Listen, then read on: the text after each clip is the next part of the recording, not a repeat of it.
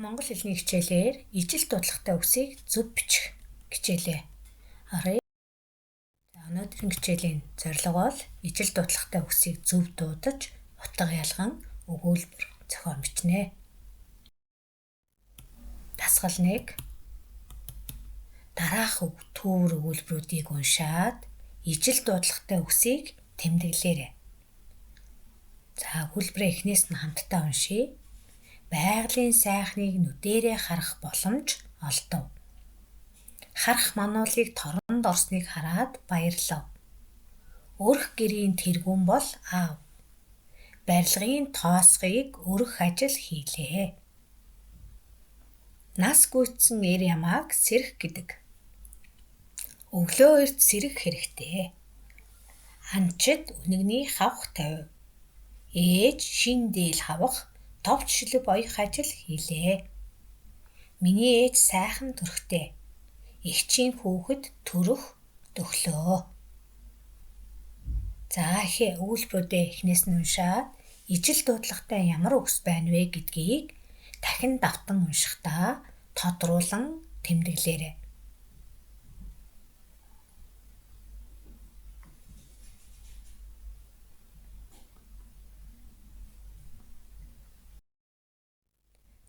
За хамтдаа тэмдэглэснээ шалгая. Харах, харах. Өрөх, өрөх. Сэрэх, сэрэх. Хавах, хавах. Төрөх, төрөх. За эдгээр үгийг өнгөөр ялгаж тэмдэглэн бичсэн байна. Өгүүлбэрээ савир сайхан бичээд ижил дуудлагатай үгсүүдээ тодруулж ялгаарай.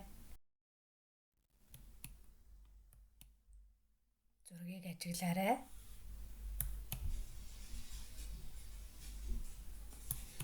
Хэр, хэр. За дараагийн дасгалаа ажиллая. Ижил дуудлагатай үгсийг уншиж өгүүлбэрт оруулан бичье. Эхний зурган дээр хэр хэмжээ, хэр зэрэг гэдгийн хэр их байна вэ гэсэн утга ажил байна, тийм ээ. За дараагийн өгүүлбэр нь хэр буртагны хэр. За хоёр үгээ утгыг ялгасан өгүүлбэр зохион бичээрэй. Жишээ нь Бата шилэн доторх бөмбөлгийг хэр зэрэг их байгааг нь харж тоолж эхэллээ гэх мэтээр дэвтэртээ утга ялгасан үгээ бичээд өгүүлбэр зохион бичээрэй. За дараагийн зургийг ажиглая. Өрг, өрг. За доодох уншаарай. Шатрын өрг гэж холбоог болгосон байна. Юм өрг. За хоёр үгээ тэмдэглээд өгүүлбэр зохион бичээрэй.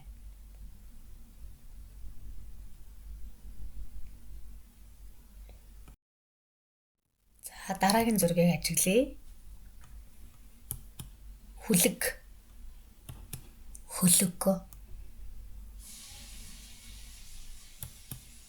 Хүлэгмөр, хүлэг онгоц. Холбоо үг өгүүлбэрийг тэмдэглээд өгүүлбэр зохиогоорой. За дараагийн зургийг ажиглая.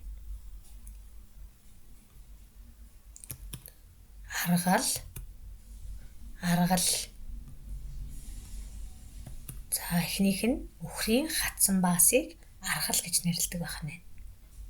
За дараагийн зураг нь зэрлэг хоныг аргал гэж нэрлэдэг байна. Зэрлэг амьтан байна. За үгсийг тэмдэглэж аваад өгүүлбэр зохиогоорой.